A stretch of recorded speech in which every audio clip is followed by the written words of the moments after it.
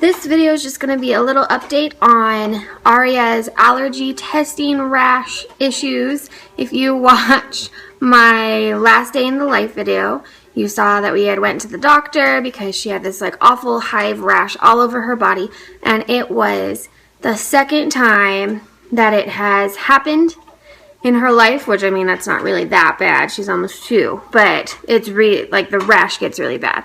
And so we were recommended to go to the city to see a specialist. It was a pediatric allergist person who was going to do allergy testing on Aria to see what was wrong with her. I was really upset at first, trying not to be, but I kind of just assumed that Aria would have allergies because I have a ton of allergies. I'm allergic to so many things. And hi. Gosh, sorry. Okay, Aria moved my camera, so I don't remember what I was saying. Oh yes. So I had just kind of took a couple days, and then I just kind of accepted that Aria was going to have allergies. I have really bad allergies, and they are genetic, so I just kind of figured that that's what was going to happen. And I was just really hopeful that she would have the same allergies as I did, so we wouldn't have to change up our menu too much more than it already is, because it's pretty hard to find food to eat already, or food to cook, I guess. And so that was it.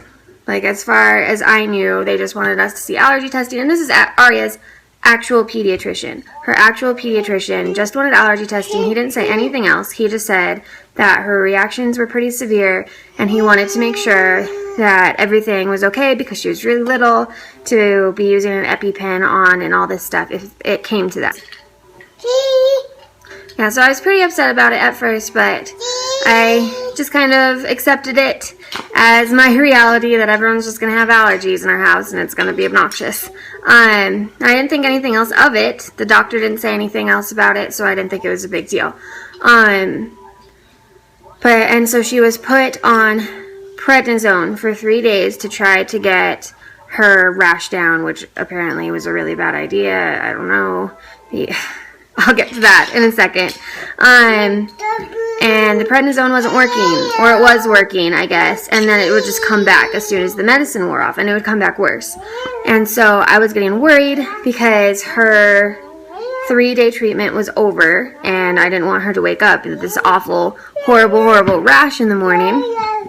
And so I took her back to the pediatrician's office to see what we should do, and of course our actual pediatrician wasn't in the office at the time, and so we had to see someone else, and it was someone that we had seen before. So I mean, I don't hate him. He's been good, but I've never really seen him for an actual illness. I've only seen him just for like Aria's little checkups and stuff, so I guess I don't really have a real opinion on him. So we saw him and told him what was going on. He prescribed us more of the medication for 3 more days.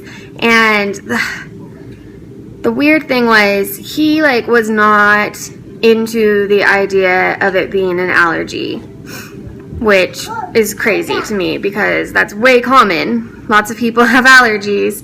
But he was not into the idea of it being an allergy, and he would not stop talking about autoimmune disorders. And he was saying that he wanted to do blood tests to test Aria for lupus and arthritis and all of these weird diseases where your kid could die within the next 10 years. And he had me totally freaked out, thinking that maybe my kid has something really, really awful. And there's no cure for things like autoimmune disorders. So he told me to go ahead and make the appointment with the allergist, and if there were negative results, then we would come back and do the blood work for the autoimmune disorders.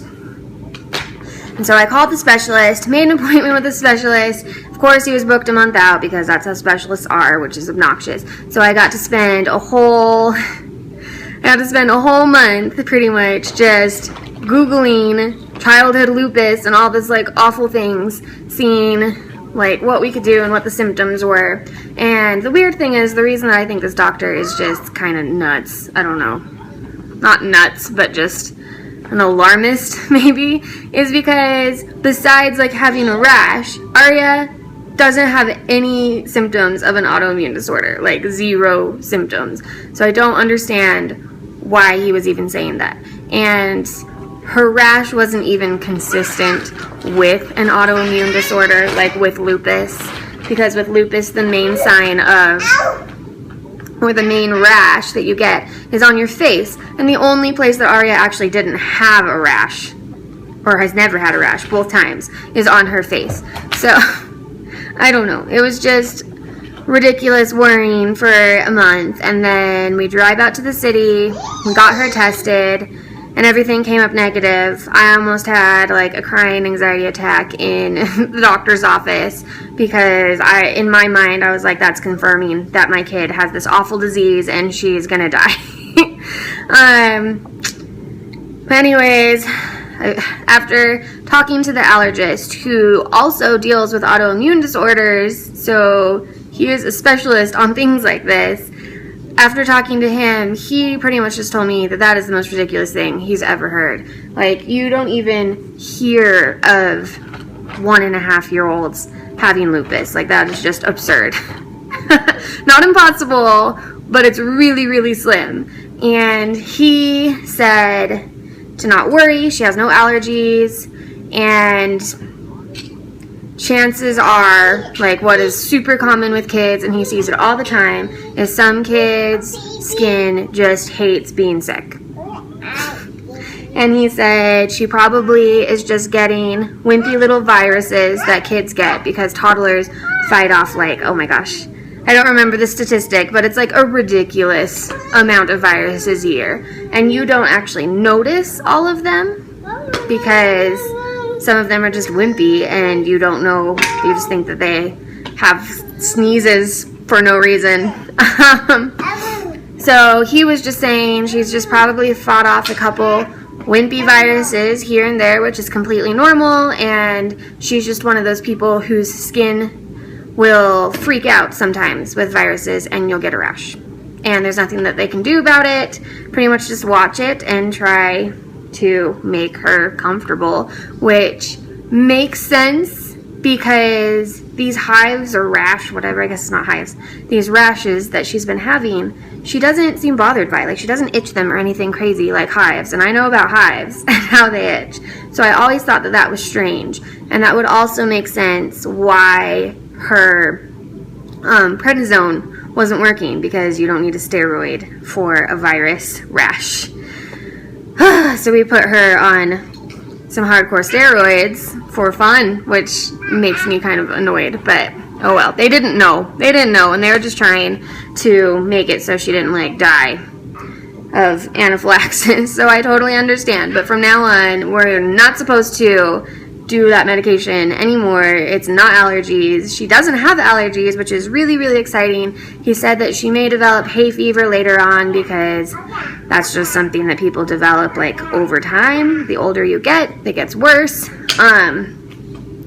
So as far as like pollens and stuff go, it's hard to say, and it will just depend on like where we move, where we live, stuff like that. But as far as like pets, she doesn't have any allergies to pets, and as far as food, she doesn't have any food allergies, which is really exciting, because she even got tested for things that I've never given her, like walnuts and stuff. So now I don't even have to worry about giving her things that she's never had before, because I know that she doesn't have any reaction to them. And the really cool thing is, the doctor said, unlike hay fever, with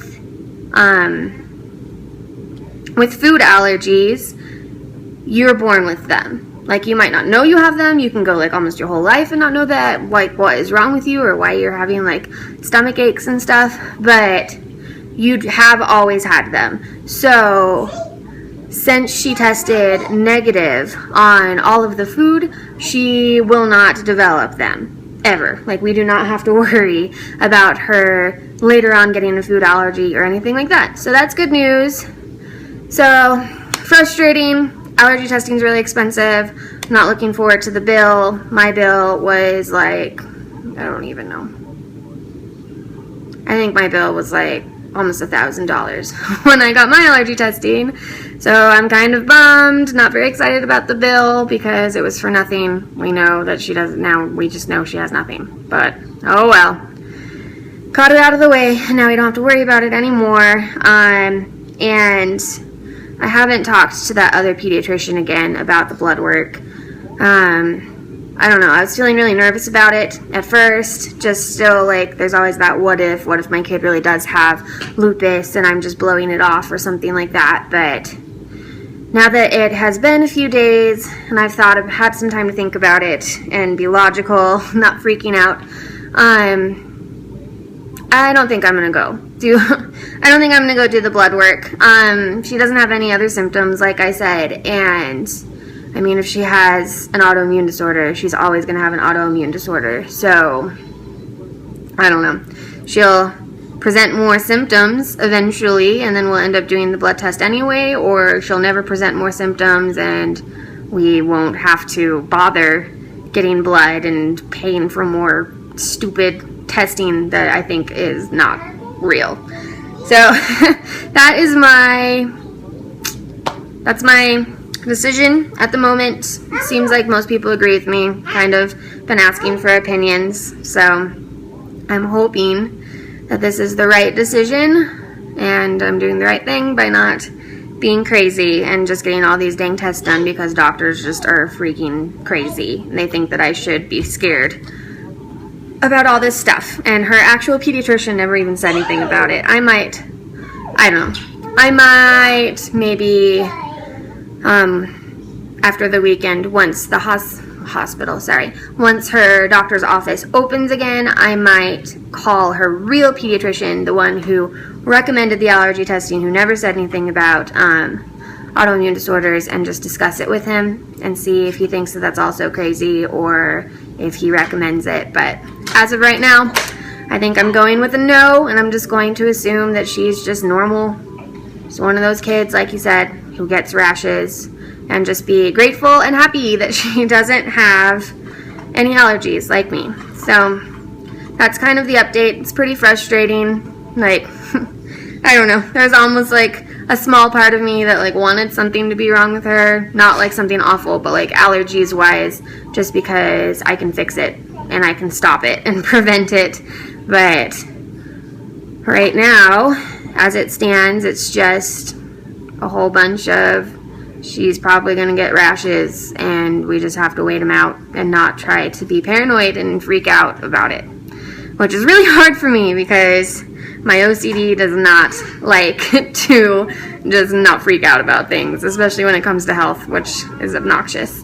But yeah, so just trying to be level-headed and just be grateful that we got good news, and that's about it. I guess if anything else happens with it, I will keep you guys updated, but I just wanted to let everyone know who I know personally who wanted to know what happened, or anyone who's watched my last video and saw her awful rash, like what the update was. So that's what's going on. Not much going on. I guess I'm curious to ask you guys, what is your opinion about the blood work? Would you do it just for peace of mind? Like, is it really worth the money, or does that just sound like one of those doctors who just always think something's like a brain tumor or something awful?